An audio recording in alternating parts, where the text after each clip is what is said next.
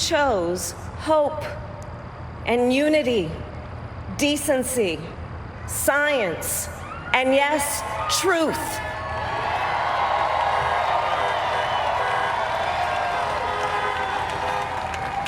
You chose Joe Biden as the next president of the United States of America.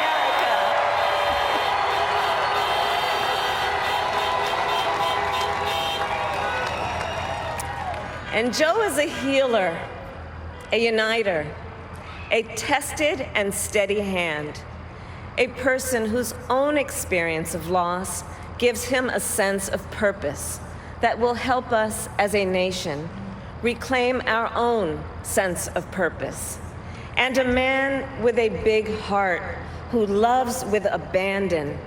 It's his love for Jill, who will be an incredible First Lady.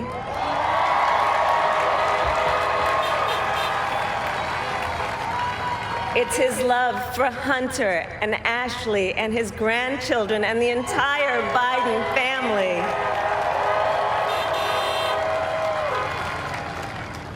And while I first knew Joe as vice president, I really got to know him as the father who loved Bo, my dear friend who we remember here today. And to my husband, Doug,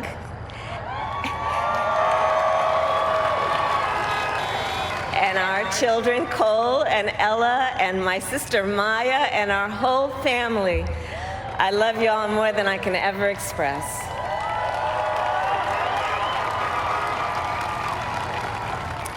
We are so grateful to Joe and Jill for welcoming our family into theirs on this incredible journey. And to the woman most responsible for my presence here today, my mother, Kamala Harris, who is always in our hearts.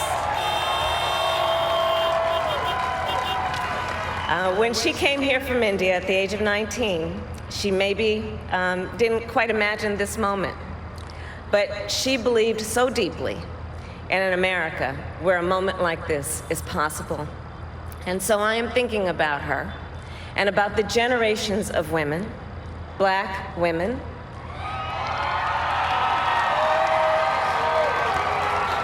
Asian, white, Latina, Native American women who throughout our nation's history have paved the way for this moment tonight. Women who fought and sacrificed so much for equality and liberty and justice for all, including the Black women who are often, too often, overlooked, but so often prove they are the backbone of our democracy.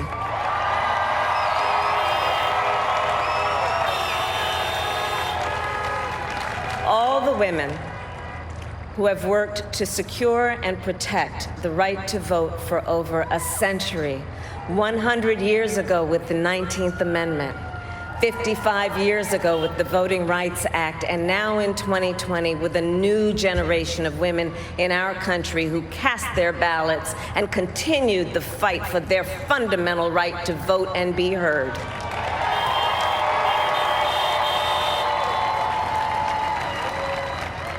Tonight, I reflect on their struggle, their determination, and the strength of their vision to see what can be unburdened by what has been. And I stand on their shoulders. And what a testament it is to Joe's character that he had the audacity to break one of the most substantial barriers that exists in our country and select a woman as his vice president.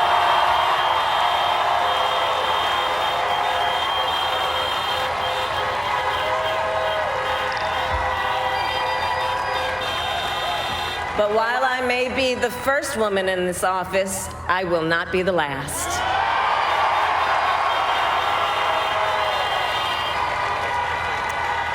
Because every little girl watching tonight sees that this is a country of possibilities.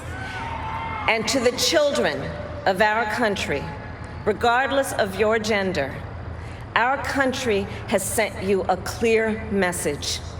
dream with ambition, lead with conviction, and see yourselves in a way that others may not, simply because they've never seen it before.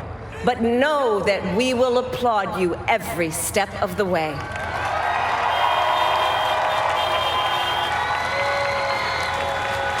And to the American people, no matter who you voted for, I will strive to be a vice president, like Joe was to President Obama, loyal, honest, and prepared, waking up every day thinking of you and your family.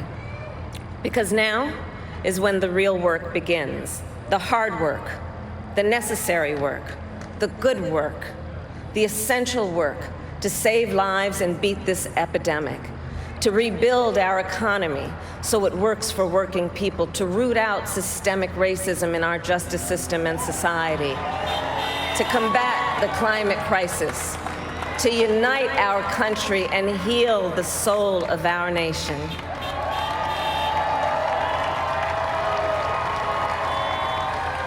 And the road ahead will not be easy, but America is ready, and so are Joe and I.